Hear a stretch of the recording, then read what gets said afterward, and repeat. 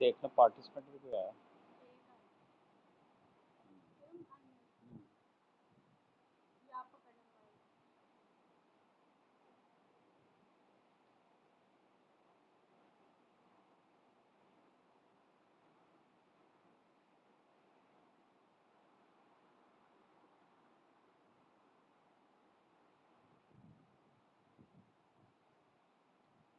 बिस्मिल्लाहिर्रहमानिर्रहीम।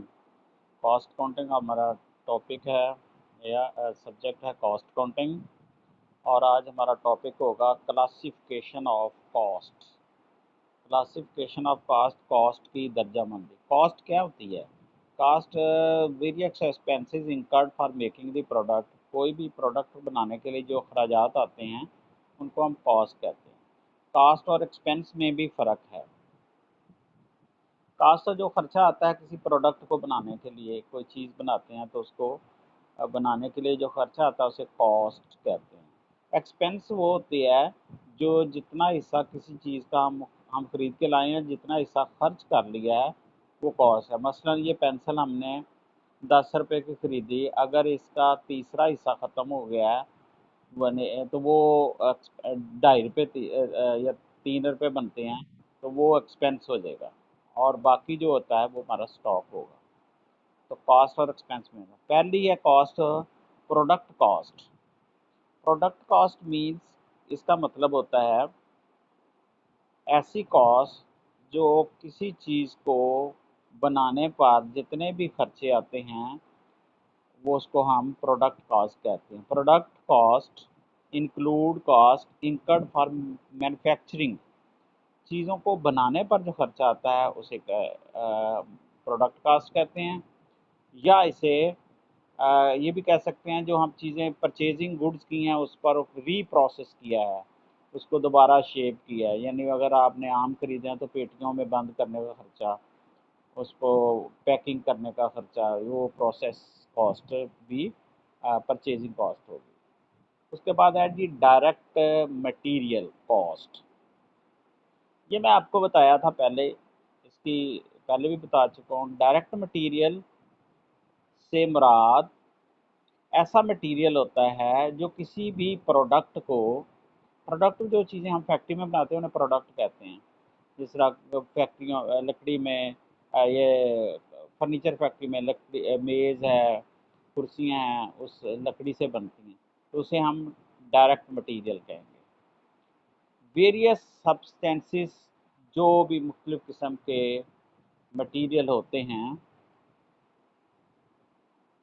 विच become an integral part of the finish product. जो finish product होती है उसके लिए जो मददगार साबित होते हैं उसे हम डायरेक्ट मटेरियल कहते हैं। डायरेक्ट मटेरियल से मुराद किसी भी चीज़ को बनाने के लिए जो ज़्यादा मकदार में मटेरियल इस्तेमाल होता है वो डायरेक्ट मटेरियल कहलाता है। मसलन मिसाल के तौर पर अगर आप कपड़े की कैप फैक्ट्री है तो उसमें कॉटन जो है वो डायरेक्ट मटेरियल है जो नज़र आता है, लेकिन वो कॉटन का कोई पॉलिएस्टर और भी डाला जाता है, वो थोड़ी मिकदार में होता है। लेकिन जो ज़्यादा नज़र आता है कि ये कपड़ा कपड़ा कॉटन से बनी है शर्ट, तो वो उसको हम डायरेक्ट मटेरियल कहते हैं। इसी तरह अगर आप जूते बनाने वाली फैक्ट्री है तो लेदर डायरेक्ट मटेरियल होगा। अगर आपकी बुक्स है बनाने के तो पेपर जो है आपका, कापियाँ पेन बनाते हैं तो वो पेपर डायरेक्ट मटेरियल होगा। इसी तरह ये मुख्तलिफ फैक्ट्रियों में डायरेक्ट मटेरियल डिफरेंट होते हैं।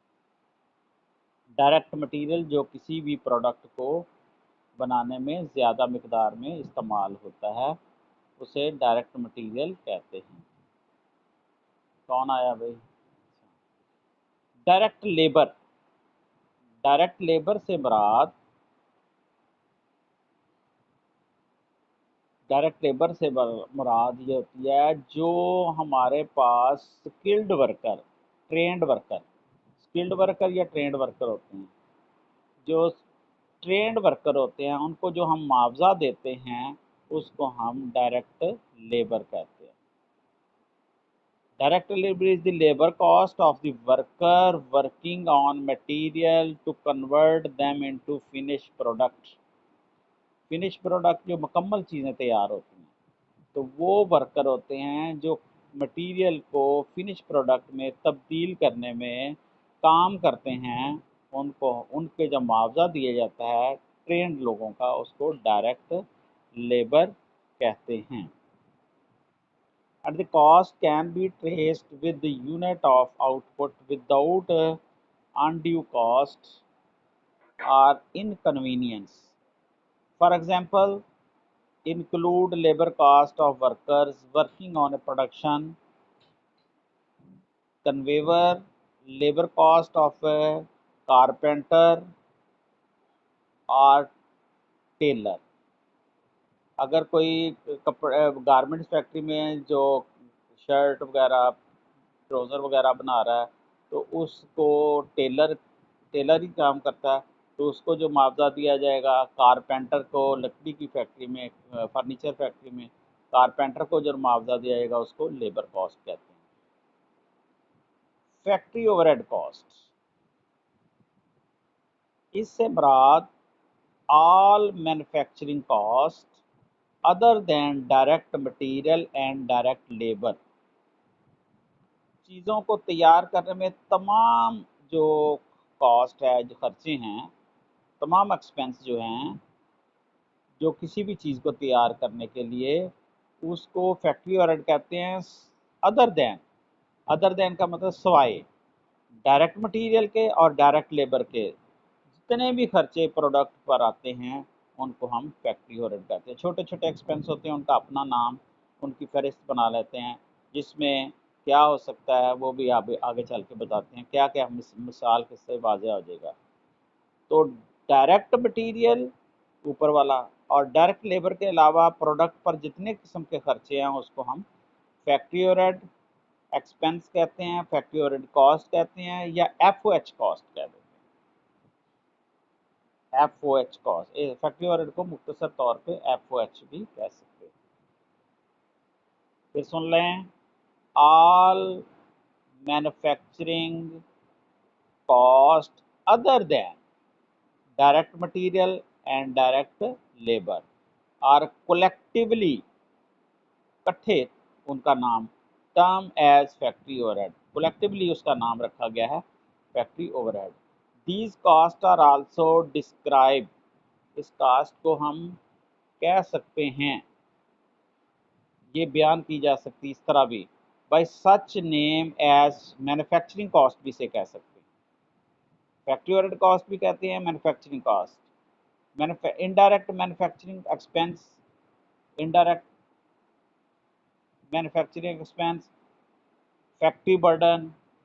दिस क्लासिफिकेशन इंक्लूड, इसमें फैक्ट्री ओवरहेड में शामिल होता है इनडायरेक्ट मटेरियल जो थोड़ी मिकदार में इस्तेमाल होता है, indirect labour, power, light, depreciation expense cost, repair cost, cleaning cost and maintenance cost.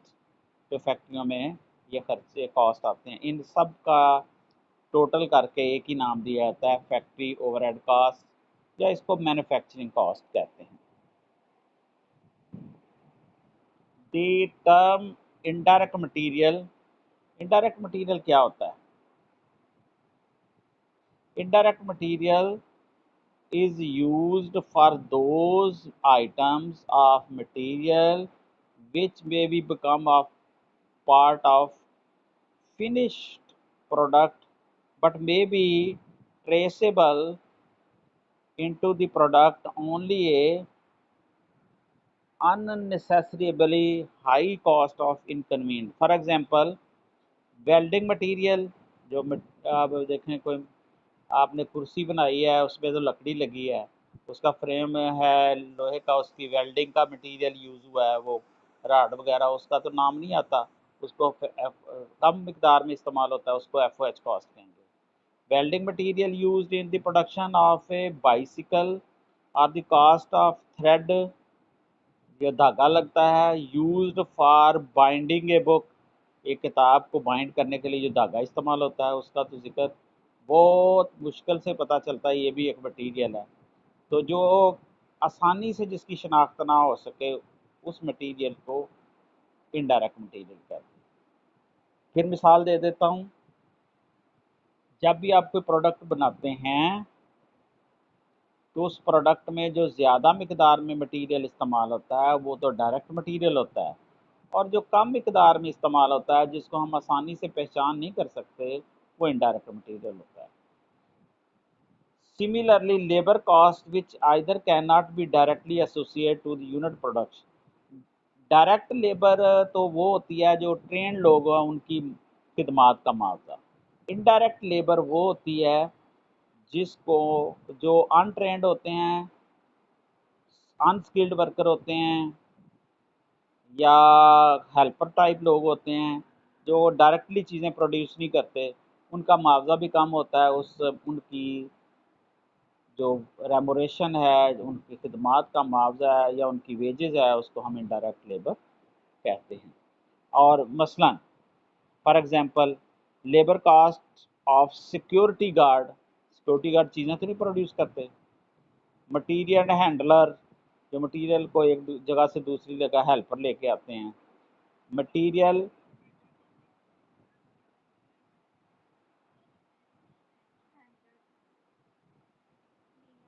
है क्या, material handlers, cleaners, supervisor, engineer, ये इनकी मुआवजा जो है वो इनडायरेक्ट लेबर कहलाता है। अब ये चार्ट के ज़रिए भी आपको बता दूं, मैन्युफैक्चरिंग कंसर्न जो होता है, मैन्युफैक्चरिंग कंसर्न बिजनेस वो होता है जिसमें अशिया हम खुद तैयार करते हैं, जिसमें हम अशिया खुद तैयार करते हैं। एक ट्रेडिंग कंसर्न होता है जिसमें बनी बनाई चीज़ें लाकर बेच देते हैं, जैसे बाज़ार में दुकानें हैं, वो बाज़ार वाले बनी बनाई चीज़ें लाते हैं, उसी में उसी हालत में बेच देते हैं, और 10 रुपये की लाते हैं 12 की बेच देते हैं, 2 रुपये अपना प्रॉफिट मार्जिन उसमें एडजस्ट करते हैं। तो मैन्युफैक्चरिंग कंसर्न जो फैक्ट्रियाँ वगैरह होती हैं वो उनको हम मैन्युफैक्चरिंग बिजनेस कहते हैं, मैन्युफैक्चरिंग कंसर्न भी कहे जाते हैं। अब मैन्युफैक्चरिंग कंसर्न में प्रोडक्ट बनती है, चीज़ें बनती हैं, उसमें पहले क्या लगता है जी, डायरेक्ट मटेरियल लगता है, डायरेक्ट लेबर लगती है और फैक्ट्री ओवरहेड कॉस्ट लगती है। इन तीनों को मिलाएं तो क्या बनता है जी, प्रोडक्ट कास्ट। प्रोडक्ट कास्ट बनती है।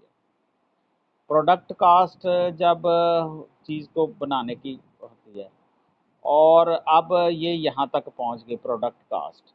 अब इधर आना है, प्रोडक्ट ने खुद ने सेल हो जाना। अब मार्केटिंग एंड सेलिंग का कॉस्ट भी आएगी। मार्केटिंग वाले लोग जो सेलमैन लोग हैं उनको कमीशन दी जाएगी, जाओ भी बाज़ारों में, जाओ भी दुकानदारों के पास और ऑर्डर बुक करके लाओ, उनको तनख्वाह वगैरह दी जाती है, एडवर्टीज़मेंट की जाती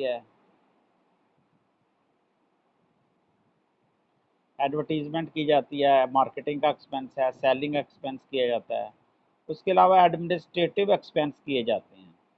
वो कौन सी होते हैं एडमिनिस्ट्रेटिव एक्सपेंस? वो एक्सपेंस होते हैं जो दफ्तर कारोबार को चलाता है, एडमन करता है, इंतज़ाम करता है, उनके जो स्टेशनरी यूज़ होती है, जो उनके ऑफिस की सैलरीज होती है, वहाँ कंप्यूटर का ख़र्चा होता है, और ये कहते हैं वो एडमन एक्सपेंस, उनको एडमिनिस्ट्रेटिव कॉस्ट कहते हैं। ये मार्केटिंग कॉस्ट सेल डिपार्टमेंट की होती है, सेलिंग कॉस्ट होती है जो बाज़ार से चीज़ें ऑर्डर बुक करके लाते हैं, चीज़ें बेचने के लिए एडवर्टाइजिंग करते हैं, ये बात। इन दोनों को मिलाएं तो ये पीरियड कॉस्ट कहलाती है। मार्केटिंग एक्सपेंस और एडमिन एक्सपेंस को मिलाएं तो ये क्या बनता है, पीरियड कॉस्ट। ये सारा, ये दोनों को मिला के पीरियड कास्ट, इन तीनों को मिला के प्रोडक्ट कास्ट। अब प्रोडक्ट कास्ट और पीरियड कास्ट को मिलाएंगे तो टोटल कास्ट आ जाएगी, किसी चीज़ को बनाने की टोटल कास्ट आ जाएगी। अब अगली ज़रा देखें, total cast of A trading concern. जो तजारती कारोबार होता है जिसमें बनी बनाई चीज़ों का कारोबार करते हैं, जिस तरह आपने पार्ट 1 में पढ़ा, उसमें ट्रेडिंग कंसर्न उसे कहते हैं। ट्रेडिंग कंसर्न में क्या है कि आप एक चीज़ खरीदते हैं, purchase price of A manufacture merchandise खरीदते हैं, उसके ट्रांसपोर्ट का खर्चा करते हैं और सीविंग कॉस्ट करते हैं। इन तीनों को मिला के प्रोडक्ट कॉस्ट बनती है, क्योंकि उसमें चीज़ें खुद नहीं बनाते, परचेज करते हैं, ट्रक का किराया देते हैं और सीविंग कॉस्ट गोदाम का किराया देते हैं। इन तीनों को मिलाएं तो प्रोडक्ट कॉस्ट बनती है। उसमें भी मार्केटिंग एक्सपेंस और सेलिंग एक्सपेंस आते हैं, एडमिनिस्ट्रेटिव एक्सपेंस आते हैं। इन दोनों को मिलाएं तो पीरियड कॉस्ट आती है। पीरियड कॉस्ट और प्रोडक्ट कॉस्ट को मिलाएं तो टोटल कॉस्ट आ जाती है। इसमें ज़रा खर्चे और नेचर पे होते हैं, बाकी ये वही होता है, क्योंकि चीज़ को बेचने का और एडमिट करने का खर्चा भी उसी तरह होता है, टोटल कॉस्ट। अब जी इतने मसाइल हैं ना इसके। मार्केटिंग और सेलिंग एक्सपेंस क्या होते हैं? चीज़ को फरोख्त करने के लिए जो भी हम खर्चे करते हैं, मार्केटिंग और सेलिंग एक्सपेंस कहलाते हैं, जिसमें शामिल है मार्केटिंग रिसर्च करते हैं कि भाई कहाँ कहाँ गाहक बैठा है और किसको बेचनी है। Getting order and distribution, order हासिल करते हैं, डिस्ट्रीब्यूशन करते हैं फिनिश प्रोडक्ट की, कंज्यूमर ढूंढते हैं, एडवर्टाइजिंग करते हैं, सेल्समैन को ट्रैवलिंग एक्सपेंस देते हैं, सेल्स कमीशन देते हैं, सेल सैलरी देते हैं। कॉस्ट ऑफ वेयर हाउस होता है गोदाम, जहाँ हम तैयार चीज़ें, तैयार शुदा रेडी फॉर सेल चीज़ें जो होती हैं, फिनिश गुड्स रखते हैं। गोदाम दो किस्म के होते हैं, एक प्रोडक्ट का गोदाम होता है, एक रॉ मटेरियल का होता है। रॉ मटेरियल का जो गोदाम होता है उसको स्टोर कहते हैं या गोडाउन कहते हैं, इसको वेयर हाउस कहते हैं। फिनिश गुड्स का जो गोडाउन होता है उसको वेयर हाउस कहते हैं। And distribution expense for example of these cost, ये मार्केटिंग एक्सपेंस में होते हैं। एडमिनिस्ट्रेटिव कॉस्ट में कौन कौन सी कॉस्ट शामिल हैं? All those costs which can be logically included in under either product cost or marketing cost or group add से। मसलन मैं ये मुख्तसर ये है कि जो दफ्तर के एक्सपेंस है, दफ्तर जो कि कारोबार का इंतज़ाम करता है, इंतज़ामी अखराजात होते हैं। Administrative cost includes cost of planning, policy making and controlling operation. Controlling operation यानी दफ्तर को, कारोबार को जो कंट्रोल करते हैं। मसलन example of these cost includes fee of board of director, general accounting, public relation and other similar expense वगैरह। अच्छा, ये सब कॉस्ट की हमने कैलकुलेशन कर दी। Direct cost and indirect cost क्या होती है? Direct cost, a direct cost is one that can be conveniently, convenient होता है आसानी से, मौजूद तरीके से, इकोनॉमिकली, इकोनॉमिकली होता है सस्ता, identify with the cost object और can be so associate with the particular segment under consideration. Indirect cost, ये वो कॉस्ट होती है डायरेक्ट, जो हमें डायरेक्ट नज़र आती है किसी प्रोडक्ट पे। इनडायरेक्ट कॉस्ट जो डायरेक्ट नहीं होती बल्कि इनडायरेक्ट कॉस्ट होती है। जिस तरह आपने टैक्सेशन में पढ़ना है, डायरेक्ट टैक्स भी होते हैं, इनडायरेक्ट टैक्स। डायरेक्ट टैक्स होते हैं जो हम आम हुकूमत आम लोगों से डायरेक्ट जाके वसूल करती है, भी आपके इतना टैक्स है। इनडायरेक्ट टैक्स वो होता है जिसमें किसी चीज़ खरीदें तो उस पर साथ टैक्स देते हैं। हम पेट्रोल खरीदा है तो 30 रुपये टैक्स देना पड़ता है 1 लीटर का, ठीक है। तो ये चीज़ों को खरीदने के वक्त टैक्स दिया जाता है। Fix cost and variable cost, fix cost वो होती है which remain fix at any volume of production. Fix cost वो कास्ट होती है जिसमें जो फिक्स रहती है प्रोडक्शन पे, बढ़ जाए प्रोडक्शन या कम हो जाए, वॉल्यूम ऑफ प्रोडक्शन अगर आपका बढ़ जाता है तो तब भी वो उतनी रहती है, अगर आपका वॉल्यूम प्रोडक्शन कम हो जाता है तो वो भी। वॉल्यूम प्रोडक्शन में आपकी पैदावार का हुजम, आपका बड़ा कारोबार हो, ज़्यादा प्रोडक्शन हो, तब भी वो खर्चा उतना ही रहता है, और जो अगर आपकी प्रोडक्शन कम हो जाए तो तब भी होता है। मसलन रेंट ऑफ बिल्डिंग, जब बिल्डिंग का रेंट होता है तो उसमें प्रोडक्शन का नहीं होता, वो देना ही देना। अगर आपने कारखाना को किराए पे लिया 5 लाख पे, तो आपकी प्रोडक्शन अगर आप 100 पीस बना रहे हैं तब भी वो 5 लाख होगा, 1000 पीस बना रहे हैं तो उतना ही रहेगा। तो ये फिक्स ही रहती है। वेरिएबल कॉस्ट जिसमें तगैर आता रहता है, तब्दील होती रहती है। तो जिस तरह जो प्रोडक्शन बढ़ जाए तो ये बढ़ जाती है, अगर प्रोडक्शन कम हो जाए तो ये कम हो जाती है, और अगर प्रोडक्शन ज़ीरो हो जाए तो ये ज़ीरो हो जाती है। मसलन रॉ मटेरियल जो है, अगर आप प्रोडक्शन देंगे तो मटेरियल ज़्यादा लगेगा, अगर प्रोडक्शन नहीं देते तो मटेरियल कम लगेगा, और अगर प्रोडक्शन ज़ीरो हो जाए तो ये ज़ीरो हो जाती है। तो ये फिक्स और वेरिएबल कॉस्ट की मिसाल है।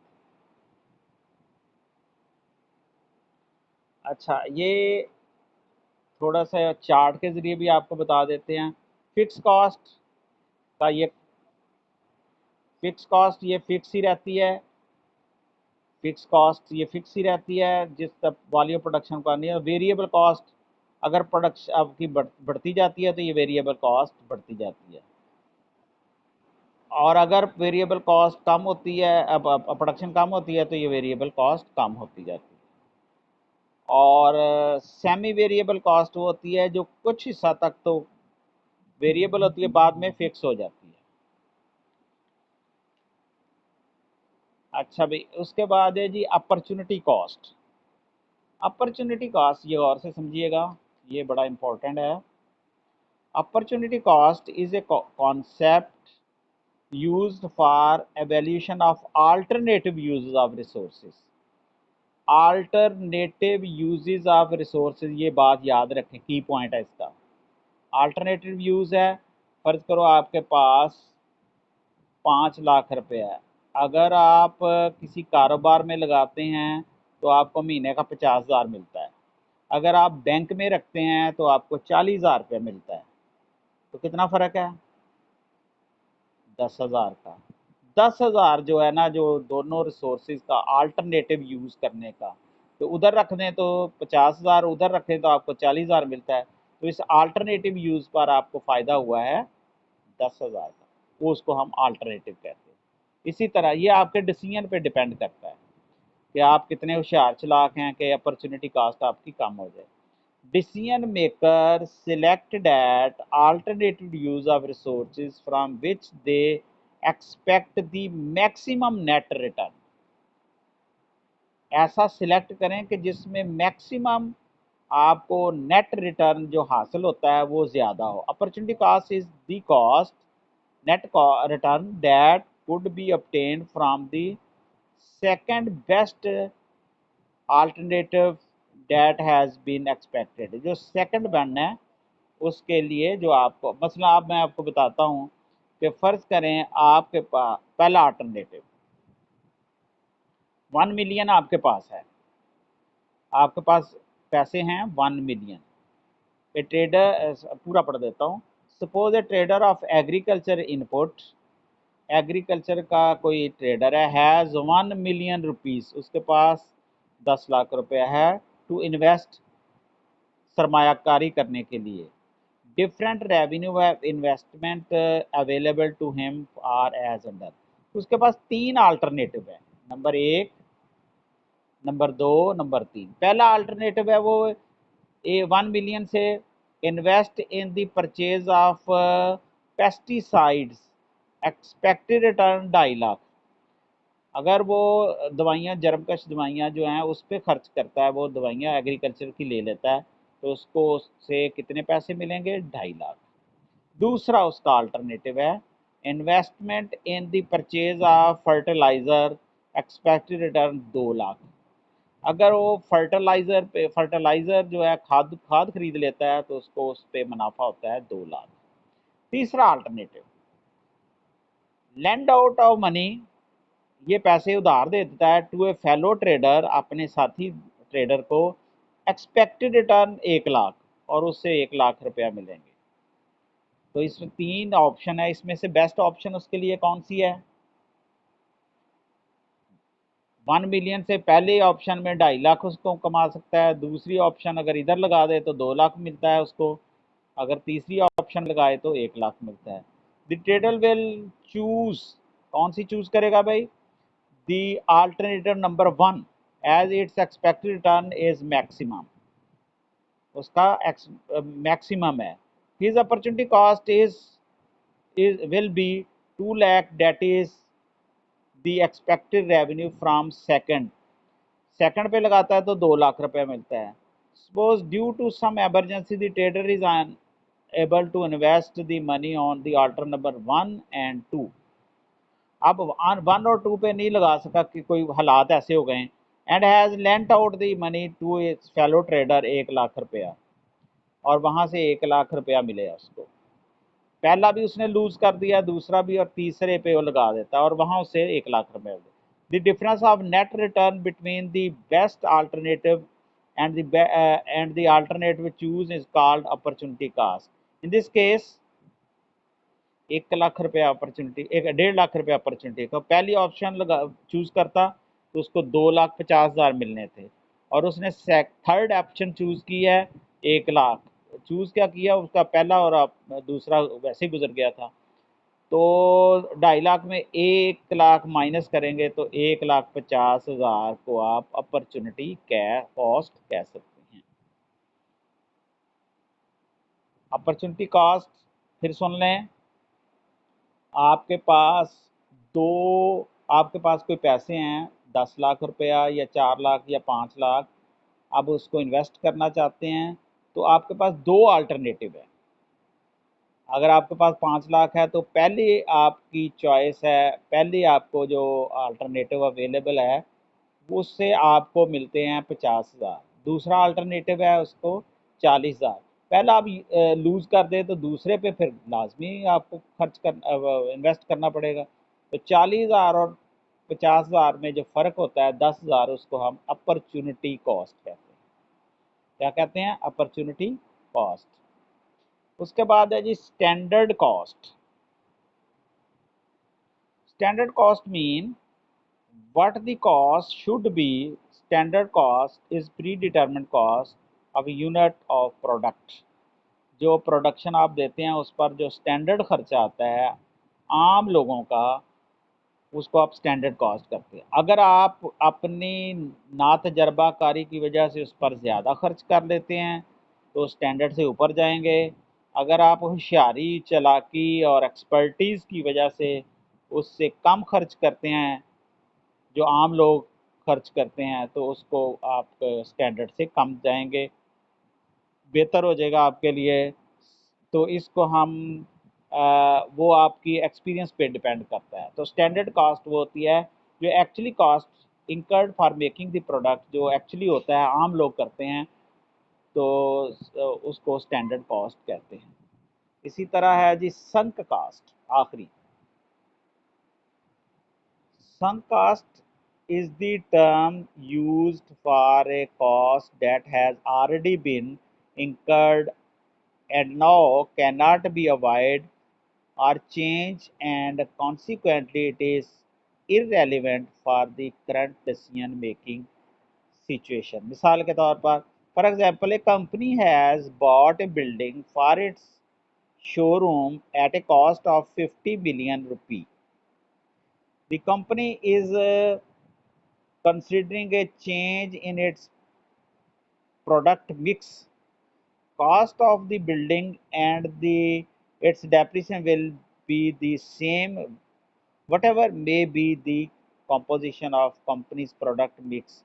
So this cost, being unavoidable, has no relevance to the current decision making situation and is referred to as sunk cost। sunk cost जो जिस तरह इसके मतलब लफ्ज़ी तर्जमा अगर आप डिक्शनरी से लेंगे जो तैर जाए, तो अगर आपने एक शोरूम किराए पे लिया है और डेप्रिसिएशन भी हो रही है या आपके बिजनेस में, तो अगर मैनेजमेंट कंपनी की बदल जाती है, एक्सपर्ट आ जाती है, उसमें कुछ चेंजेस लेके आती हैं, कहते हैं ये कॉस्ट हमने प्रोडक्ट पर कम करनी है, खर्चे कम करने हैं दूसरे लफ्ज़ों में।